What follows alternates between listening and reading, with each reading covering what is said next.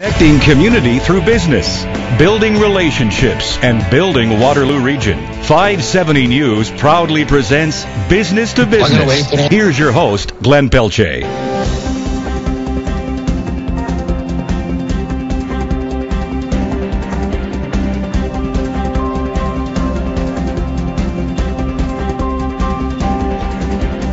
Welcome to Business on 570 News. Your hosts, Ian McLean of the Greater Kitchener-Waterloo Chamber of Commerce and Greg DeRocher. He is the president of the Cambridge Chamber of Commerce. It's Business to Business, powered by Allstream. And on that note, our first guest, gentlemen, is Todd Ramsey. He is Director of Sales for the Central Region for Allstream. And gentlemen, take it away. Well, Todd, it's Greg DeRocher. It's great to have you on. Actually, not the first presentation of Allstream, but of course the second presentation. We had your fine president on in our first, the inaugural show in August, and but you're really the individual that's going to be touching the streets and touching the businesses here in the Waterloo region, representing Allstream. And congratulations, and thanks very much for joining us. Well, thank you very much, Greg. It's a pleasure to join both you and Ian on the air today. You know, the question of how does technology help me grow my business is probably something that every business owner goes through. You know, where do I turn? What do I do? How do I engage in my not just my business, but my people in technology? So, you know, part of the Allstream mantra is really, you know, dealing with that virtual workforce and utilizing technology to not necessarily have, you know, the hands-on, but dealing with a virtual workforce. So how do I deal with that as a small business owner? That's an excellent question. Technology becomes really an enabler, and you know, I guess to say an empowerment for an organization to look at how they extend themselves beyond the physical structure that they have, while ensuring that they're reaching the customers in the most effective and efficient manner. And so if you look at the tools that are required to enable an employee. In the past, you know, you needed the physical structure of the four walls. You needed hard network. You needed the phone lines. You needed all of those tools that a person had to go into the office to access. With the dramatic change in technology, all of that's changed. In fact, the rules really have been thrown out the window. You know, as long as you have an individual with a mobile device, with an internet connection, and some kind of a soft phone or an IP internet protocol phone, they can be virtually anywhere and working for you and driving efficiency for the organization. And everybody thinks you're sitting in an office, of course. Absolutely. I mean, the systems right now are so sophisticated that calling into a central number and then being routed, you know, locally or globally for that matter, is really just, you know, a couple of bits and bytes. Well, Todd, we have everyone talks about the cloud and how that new technology and that new system can benefit business. So maybe first just explain what the cloud is. I mean, I think I always hear some small and medium-sized business folks not really understand what it is and how it can help them. And I guess intertwined in that is, I think when you're not sure about what the technology is, you have questions about what's the security like. What's the reliability when you have something off-site versus having a server or that sort of thing? And what are the costs? Like, what are the cost savings or what are the downstroke costs to get up and running? So what is the cloud and how can it meet the business goals of our members? Again, that's a great question. So there has been a lot of noise and a lot of buzz about cloud and cloud computing, and it's in reality, it's not a new concept. It's a concept that's been around for a while, but I think that, again, as businesses become more and more conscious about their own operating funds, both capital and operating, in fact, the cloud computing becomes more and more attractive. So, you know, to answer your first question, what is cloud and cloud computing? Really what it's on-demand access to computing power, whether that's an application or backup facilities or shared resources, so that you have the elasticity and scalability of a much larger organization, really without the added cost of investing in significant hardware and significant support for that hardware. Another nice benefit is rapid provisioning. In a non-cloud environment, if we wanted to roll out as a new company an upgrade to, I don't know, we'll pick something like an Office platform, so Microsoft Outlook. That would consume enormous amounts of resources internally as we went through that process. The same thing could be done in a cloud environment at a provider's location without the added cost of the equipment, without the added cost of maintenance, and really just optimizing really the economies of scale. When you look at, again, a workforce wherever they are, we all carry some type of mobile device around, and often we're accessing, whether it's our own personal email or corporate emails. That reliability of that, has become more and more critical as business has evolved, to the point where, once upon a time the phone was the critical piece of business equipment, and I would actually argue that, email and access to information that's corporately held is probably more critical. And so when you look at reliability, anybody who's looking at cloud computing and really an outsourced model, I'll use an older term there, because that's really what we're talking about is outsourcing part of the technical requirements of your organization, not to reduce the resources you have, but to reallocate them into a better place. And so as you look at ensuring that the provider or the customer has access to the information continually, when you look at a cloud provider, are they, what kind of backup facilities do they have? Is there a redundant power source coming in? Because it can be accessible, but the data is housed somewhere, and if where it's housed, the power goes out, that's certainly going to have a performance impact if it's no longer available. You are listening to Business to Business on 570 News, powered by Allstream. We're in conversation with Todd Ramsey. He is the Director of Sales for Central Region for Allstream. And over to you, Ian. Over to you, Greg. Todd, we could probably go on and on and on, because this disaster recovery and business continuity thing is of real concern to small businesses that, I know in my own operation at the Chamber of Commerce, the power goes out and the computers are down, the phone system's down. Everybody just kind of sits around and looks at each other and wonders what the heck they're going to do next. And I've gone through a disastrous situation, losing all my data and that kind of thing. But, what does Allstream bring to the table to give me that sense of security and that sense of comfort that my business, these disaster recovery ideas are going to be taken care of, and I'm going to have that business continuity?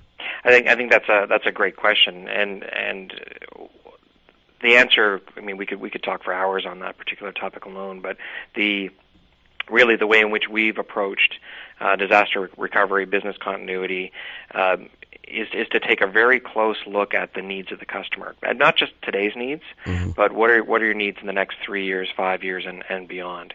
Because the decisions we make today about business continuity and disaster recovery really are far-reaching. So if we made a decision to go down a certain path because you felt that you really only needed a backup solution, so it was a non-critical application, but then suddenly that application became critical for your business, that could require a significant amount of rework. So what we like to do is spend some time with our customers, understand really not just their business, but how their customers view their business. Yep. So in effect, using technology to assist them to make it easier to serve their customers, and then determine what really is critical. So, if you lost access to your database for 20 minutes or 30 minutes, is that really a critical issue? Well, it may be if you're a banking institution or if you're a retail store doing transactions. Sometimes it's just a nice break in the day. Indeed, it is. Todd, we appreciate you coming on, and we'll look forward to hearing from you and your colleagues from Allstream every couple of weeks. I think we announced last time, our last show, that we'll be live every second week now on 570, and so we look forward to hearing more from you on many of these subjects that the business should be aware of and be thinking about as they try and grow and increase their business. So thanks for joining us this morning. Well, thank you very much. I certainly appreciate the time, and for those individuals that are out there that do have questions that we're certainly welcome to assist with. Welcome to give us a call. If you don't mind, I'll just give out the number. Absolutely. It's 877-815-9119, and the team there would be more than willing to help out in answering any questions and guiding the business community down the appropriate path with technology. Thank you very much, Todd. Okay, thank you. Have a great day, guys. Todd Ramsey. He is the Director of Sales Central Region for Allstream. Now, when we come back, we're going to talk about the upcoming by-election, which takes place on Thursday. We're going to examine it, again, from a business perspective. We've got representatives from the various parties lined up to talk to us this evening, so we look forward to talking to them. That and more as Business to Business, powered by Allstream, continues. And welcome to another edition of Business to Business. That was an earlier conversation, Greg and Ian in conversation with Todd Ramsey of Allstream. It is so great to have Allstream on board, and we're going to hear more and more about them now, official sponsors of Business to Business. Fantastic organization and really engaged in this program, and we certainly appreciate them. All right, we're back for another season. Last week we talked at length about the election and business to business from a political perspective. We're back live now. This is also being webcast at 570news.com. And coming up on the program, I guess this is going to be, we're going to go back briefly from a political perspective and talk to the newly elected Kitchener-Waterloo MPP, Catherine Fife. She'll be joining us live just after 12:30. But before that, we've got the third annual Save on Energy Symposium coming up on the 27th at Bingaman's. We're going to talk more about that and tell you all about it. That's coming up next as Business to Business continues on 570 News. Business to Business, powered by Allstream, a presentation of 570 News. Watch the live video webcast at 570news.com. We'll return with more Business to Business. It's what you know. It's who you know. Connecting community through business. This is Business to Business on 570 News. Powered by Allstream. All local, all relevant. Allstream.com. Here's your host, Glenn Pelletier. And welcome back. Actually, I think we should change my job description. I'm not really sure what I am at this point. Maybe the voice of Business to Business. That was Greg's suggestion. Because really, the hosts are the inimitable, the one and only, in no particular order, Ian McLean of the Greater Kitchener-Waterloo Chamber of Commerce and Greg DeRocher of the Cambridge Chamber of Commerce. They are presidents of those respective chambers and personalities in their own right. It's been a delight being with them since this show began a few months ago, and it was great to be back live. We're going to move right along now. Catherine Fife, Kitchener-Waterloo MPP, joining us just after 12:30. But we want to tell you about something coming up at Bingaman's later this month. It's called the Save on Energy Symposium, the third annual. Gentlemen, what's that all about? Well, Glenn and Ian, I think, first of all, let's give due credit to these organizations. We've got the Cambridge and North Dumfries Hydro, Kitchener-Wilmot Hydro, and Waterloo North Hydro.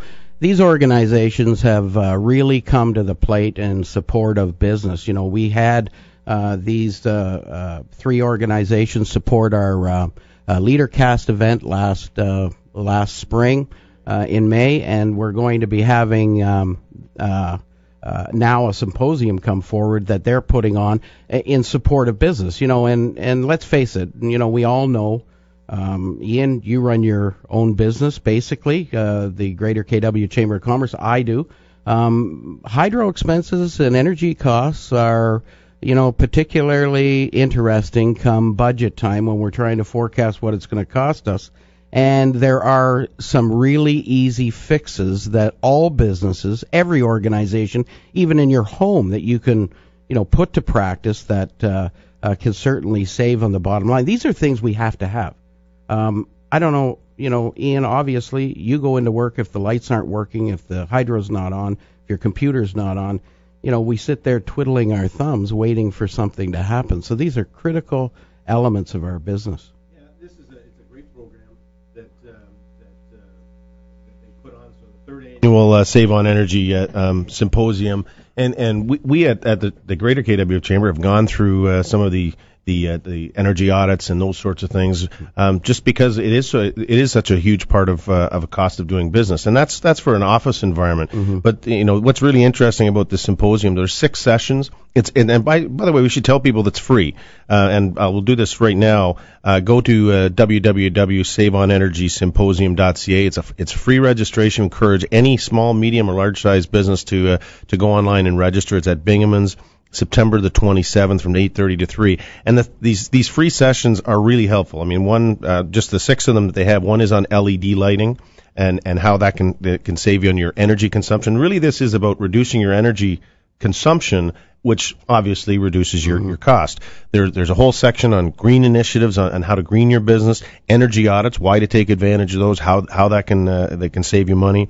Then some that are more related to maybe some of your heavier companies like manufacturers, efficiency with drives, compressed air systems, and savings with fans when you're running a big operation with lots of square footage and the costs of doing business there. So it really a fabulous opportunity for business in the community to take advantage of ways to reduce their energy costs and save money. And so very pleased that and we should say the hydro companies are coming on as a sponsor of Business to Business. We'll have more on that in a couple of weeks when we have someone Spotlight sponsor, and we're very pleased that we along with Allstream and the hydros that we've got folks that are seeing the value of having this hour dedicated this topic to actually business. This symposium and this topic actually excites me. I'm known for going around the building here in the morning when I show up and turning off lights. just the principle of it. If you're not using a light, if you're not using that room, why leave the light on? Doesn't make any sense. Exactly. And there's a certain satisfaction you get from conserving energy, not to mention money savings. Interesting to know, the keynote speaker is a representative of Steam Whistle Brewery. Are they leading the way in terms of green energy savings? I think when you see here, and Greg's got it right here in front of him, but they've won all kinds of awards for brewing. I actually part of my background in business. Canada's greenest employer. Yeah. Yeah, and I actually spent about 5 years working in the beer business for Labatt's Breweries and Lakeport Breweries, and so when you start to see the awards they've won right across Canada for their energy consumption, because it's such an intense energy usage. So yeah, that's going to be really interesting to hear how they have, because you're touching transportation, you're touching warehousing, production, manufacturing. And lighting, all of those aspects are going to be covered off. So a great opportunity. What do you do at home, Glenn? What do you do at home? I'm constantly, apart from drinking Steam Whistle,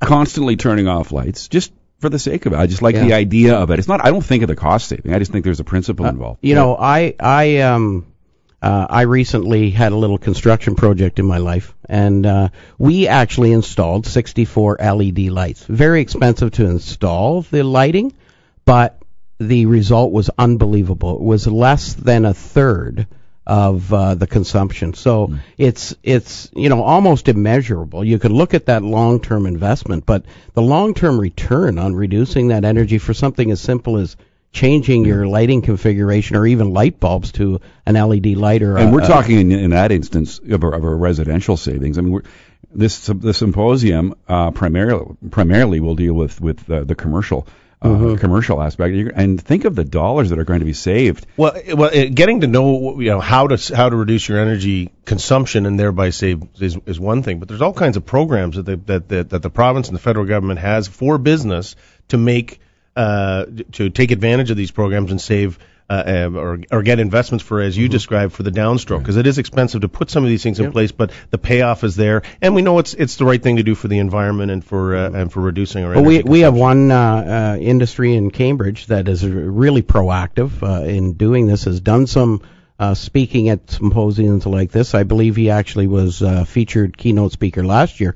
But who's that? Paul Rack from Veriform. Veriform's a steel fabricating company, and they through the heat of the recession, and it was very difficult for them, especially steel fabricating industries. They put over $100,000 on the bottom line in savings with a 6-month return on the investment. So, that's not unrealistic for any company to look at. All right. It's the Save on Energy Symposium. If you want to attend, as Ian and Greg have pointed out, it is absolutely free. It's happening on September 27th at Marshall Hall at Bingaman's. You can sign up now by going to their website, saveonenergysymposium.ca, sponsored by Cambridge and North Dumfries Hydro, Kitchener-Wilmot Hydro, and Waterloo North Hydro. When we come back, Ian and Greg in conversation with Kitchener-Waterloo MPP Catherine Fife. When Business to Business continues, sponsored by Allstream on 570 News. We'll be right back with more Business to Business, powered by Allstream. Call in with your questions at star 570, 570-2545, or 1-800-570-5715. It's who you know, connecting community through business. This is Business to Business on 570 News, powered by Allstream. All local, all relevant, allstream.com. Here's your host, Glenn Pelletier. Welcome back to Business. Very excited to be able to say this. We no longer have to refer to her as NDP candidate, Catherine Fife. She is now the member of provincial parliament for the riding of Kitchener-Waterloo. Catherine Fife, welcome to the program, and congratulations on your victory. Good morning, Glenn. Thanks very much for the invite. All right. We're going to take it away now with Ian McLean from the Greater KW Chamber and Greg DeRocher from the Cambridge Chamber of Commerce. And thank you for joining us. It's certainly a historic win for you and the NDP. I'm sure it's also been life-altering. So maybe just tell us a little bit quickly how life has changed since Thursday night. Well, first I just want to thank the Chamber for hosting the debate, Ian and Greg. That was a very good opportunity for the candidates to put out their philosophies and their platform ideas about how to stimulate the economy, and it was very well attended, and I just want to thank the Chamber for hosting that. My life is going to change drastically, very quickly, but I think that just so that the listeners understand, I have to get sworn in yet, and so we're still... You're already getting calls? Oh, yeah. No, I'm getting many calls from people who need help. And, I think this is also a good opportunity to say, Elizabeth Whitmer served this community very well for a very long time. And, she's been able to offer me some advice on how to move forward, as has your own father, Walter McLean. And so I have a lot of support around me as I move into setting up the constituency office and, waiting to get sworn in at Queen's Park so I can get to work on behalf of the people of the riding. Well, that's great. At the chamber, you referenced the candidates meeting that both our chambers hosted. We raised issues that were obviously high priorities for our members and for the business community more broadly. And I guess two questions. One, to start with, what will be your priorities as you begin your new role in terms of working with the business community and making moving some issues forward to create economic growth in the region? There's a number of issues that have come up. The Chamber's been very good about raising issues, namely Highway 7. As you know, both the Premier and Mr. Duguid and Mr. Duncan have come to the riding and said, we're going to get the shovels in the ground within 3 years. My understanding yet is that it's the project as it stands, as promised in 2007, is still not on the capital projects list for the province. So I think once I get sworn in and I get into Queen's Park, seeking clarification as to what actually is going to happen with that project now so that shovels can actually get in the ground within 3 years. I also heard a number of issues around health care at the doorstep, and there's a number of people in our community that don't have access to a family doctor. One woman in particular, she had quite a heartbreaking story to tell me. She suffers from epilepsy, so she can't access immediate care if she goes to an urgent care. But if you have a chronic illness, you need someone who's consistently able to provide you with advice and medication and care. And having a family doctor is key to a healthy community. So maintaining a priority and a focus on bringing doctors into the riding and keeping them here, and I think obviously playing some kind of role in the negotiations that is going on right now at the provincial level between the doctors and between the McGuinty government. You are listening to Business, powered by Allstream on 570 News. We're in conversation with Kitchener-Waterloo MPP Catherine Fife and talking to Ian McLean of the Greater Kitchener-Waterloo Chamber of Commerce and Greg DeRocher, President and CEO of the Cambridge Chamber. Now, Catherine, this was obviously a very important by-election for KW to select our representative in the riding of Kitchener-Waterloo.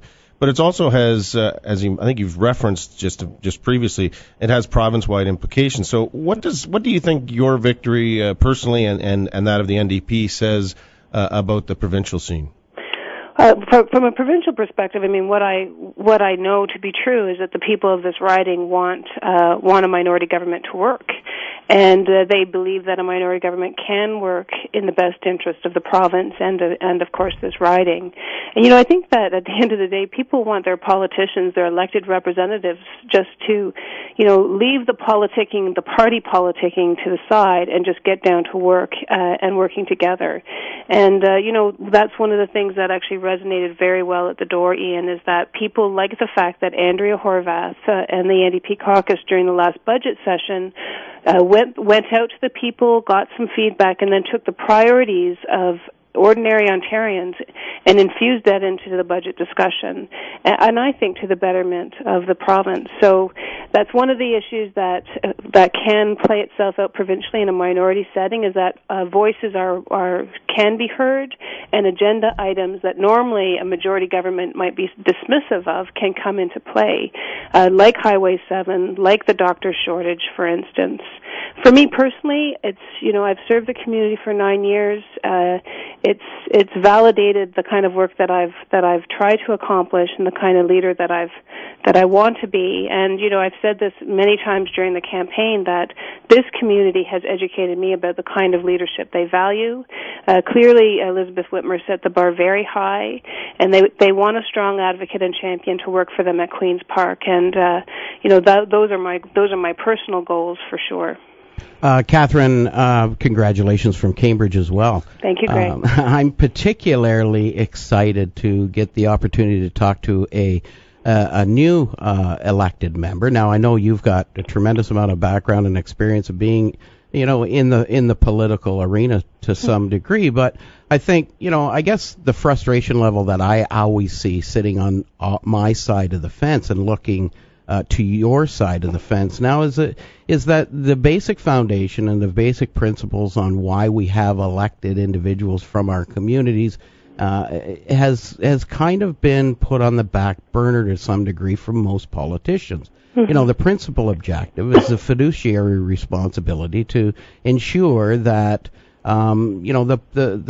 that you're good stewards of public funds, and I think all we have to do, and you can point them out if you want, but I think everybody knows about Orange, the e-health, the gas plant debacle, all of those things that waste, in our minds, sitting back here in our living rooms and our kitchen tables is, a tremendous amount of money. What do you want to bring to the table as a result of having your experience as an elected official, but bring that fiduciary responsibility to light? Okay. Well, clearly the deficit is of great concern to everyone. From my personal experience at the school board, if we cannot run a deficit as a school board, so in the last budget round, I think our budget was $645 million. And at the end of the day, you actually have to make some tough decisions to balance that budget. Otherwise, the government, ironically, comes in and takes over. So, so clearly there's a number of tough decisions that are going to have to be made at Queen's Park. But we do think that there's a balanced approach in that, Greg. And, we were able to deliver a pause on corporate tax giveaways through this last budget session. And even Mark Carney and Jim Flaherty have agreed that, the large corporation tax giveaways, they aren't generating jobs. They're going into the profit margins of banks and of organizations, companies. And I think that we have to take a good look at, is that the best use of our money? And to have the governor for the Bank of Canada call that dead money is a powerful statement. And so we need to make sure that those tax dollars are working for everyone. And one of those key priorities is creating jobs. And I think that if we look at our job creator tax credit, which we hope to bring to the table in this next budget session, that rewards companies for creating jobs and investing in the skills and machinery, for instance, then you actually see a direct payback for small and medium-sized businesses. As soon as they hire somebody, they get a tax credit, and it's proven successful in other areas in Canada. So those are the kind of we want to push the envelope on status quo. Clearly, some of the ideas that have come forward are not creating good jobs, and the taxation question also weighs into that as well. In the last budget session, we were able to negotiate an extra 2% for those people who make over $500,000. And that goes directly to help paying off the deficit even faster without harmful cuts. Because that's the balancing act that we have to stay focused on at Queen's Park. But certainly addressing the deficit is a priority and a concern for all. You're listening to Business on 570 News, powered by Allstream. We're in conversation with the newly elected member of Provincial Parliament for the riding of Kitchener-Waterloo, Catherine Fife. Well, Catherine, we appreciate you taking the time. I know how busy you are getting started. So both Greg and I and both the chambers, Cambridge Chamber and Kitchener-Waterloo Chamber, look forward to working with you on Highway 7, and we'll be prepared to come to any meeting that you're in to make sure that we reinforce how important that is as one of our signature issues that we're focused on. And good to hear you talking about physician recruitment, because I know the Cambridge Chamber has that as a priority and one of their main programs, as well as our chamber. So we're glad to hear about those. So thank you for coming on today. We're looking forward. I've already managed to hoodwink you to maybe give your first speaking engagement to the Greater KW Chamber Breakfast Series on September 27th. So we'll look forward to hearing how your first few weeks on the job have gone. Thanks so much for being with us today. Thank you very much, Ian and Greg, and nice to hear from you, Glenn, and thanks for the congratulations. Can I just jump in? You mentioned you have yet to be sworn in. When does that happen? Well, I just found out yesterday.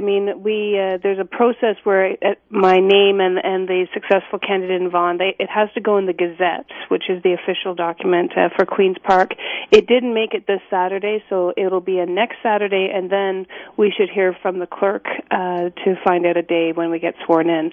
So I would hope, I wanted to go to work tomorrow, and I will go to work locally, but I certainly wanted to be part of the votes that are going to happen in the legislature this week. So I'm hoping within the next 2 weeks. As soon as I know, though, I'll let you know, okay? Thanks, Catherine. Okay, thanks very much. Catherine Fife, Kitchener-Waterloo MPP on Business to Business, powered by Allstream. What's coming up next, guys? We've got Jason Warmington to talk about Centralia. And for people listening right now, small business owners, you don't want to miss this discussion. Centralia is very, very exciting. We're going to tell you more about it as Business to Business continues. That's coming up next on 570 News. Business to Business, powered by Allstream. A presentation of 570 News. Watch the live video webcast at 570news.com. We'll return with more Business to Business. It's not just what you know, it's who you know. Connecting community through business. This is Business to Business on 570 News. Powered by Allstream. All local, all relevant. Allstream.com. Here's your host, Glenn Pelletier. Hey, welcome back to Business on 570 News, powered by Allstream. Our next guest is Jason Warmington of Hollink RSB to talk about Centralia. Very exciting event for business owners, and in conversation now with Greg DeRocher. Greg, take it away. Jason, welcome to the program. Thanks for taking the time out of your Sunday. Oh, no problem, Greg. Thanks for having me. We want to get right to this because we're down to the crunch times right now. Centralia 2012 is happening October 10th to the 13th in Winnipeg. I know everybody says, why in Winnipeg? You wouldn't go to Winnipeg maybe at this time of year to do anything else but business. But the reason why I want you on is because you went there with me in 2010. Both of us really didn't know what Centralia was all about. Businesses need to hear this today because they need to register tomorrow. You were at 2010, Centralia. Weighing in the cost benefit, how did you find the conference? Oh, it was great. It was very well organized, well set up. The meetings, you go from one meeting to the next. The best thing was when I was looking through the list to try to pick my meetings of who, me and Mark wanted to meet with. Mm-hmm. It was endless opportunities, different companies from all over the world, doing different things. It really made you think outside the box about, who can we meet with? How can they help us? How can we help them? So it was a really good experience. Yeah, and I think what's interesting is people maybe who are listening don't understand. You get this huge catalog of companies that are available or want or have interest in meeting with you, and you can't meet with all of them. You've got to pick that selected few. In fact, I think this year you can select 14. So that format of selecting your 14 and sitting down for a 30-minute one-on-one meeting with them, how did you find that format as a benefit from doing business? The format was great. I mean, they were pretty short meetings, but it gave you enough time where you could, speak your pitch to the person you're meeting with, and they also, looked at your profile and see what you're all about. So, you already have something in mind, like maybe we can do this with this company and stuff. So, I mean, the format was great. Mm-hmm. Now, outside of that format, though, I think, you had the opportunity also to do some networking and meet some other individuals, and that's kind of led to a little bit of a deal that you ended up coming home with. Yeah, we actually met somebody that, with our core business, we met somebody out there that ended up being a customer of ours. So, they're from Winnipeg, so it was nice that we actually went out there and came back with a good contact. So.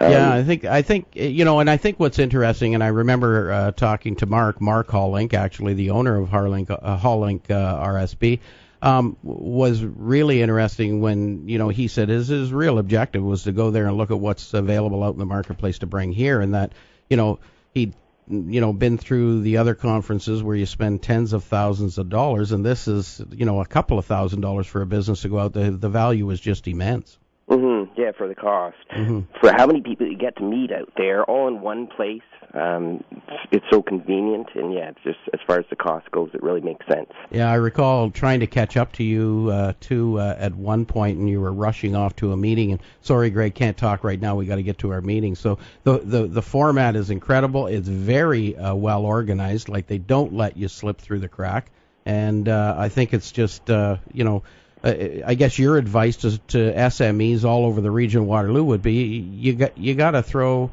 your line in the water internationally. Mm-hmm. Yeah, you got to. This is a perfect opportunity to get out there and see what's out there, and take that chance, and just keeping your eyes open for new opportunities. It's perfect. So we're in conversation with Jason Warmington. He's from Hollink RSB, talking about Centralia, the business conference in Winnipeg, October 10th to the 12th. And you can register on their website, Centralia, that's CENTRALLIA.com, Centralia.com, and just go to their website to register. This really is a great event. I want to try and paint a picture for business owners about what they can gain from this thing. It's the most, probably, and Jason, you might want to chime in too, but, I guess what kind of struck me when I was there was to walk into this great big auditorium and to see, 600 meetings going on in one room.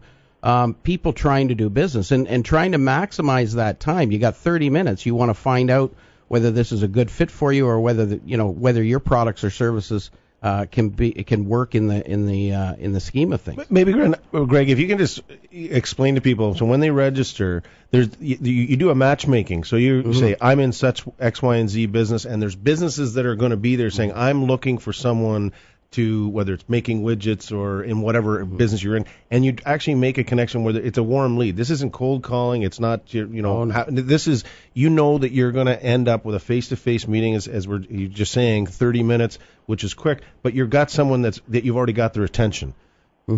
Jason, wouldn't you agree with that? Well, you're actually meeting with people who want to meet with you. Just like you said, without no cold calling. We're all going there for the same thing and looking for the same opportunities. So, yeah. So what happens now if folks can listen, go to Centralia.com, you just go in and register. There's a simple and easy process. You just follow the instructions on the website when you're registering.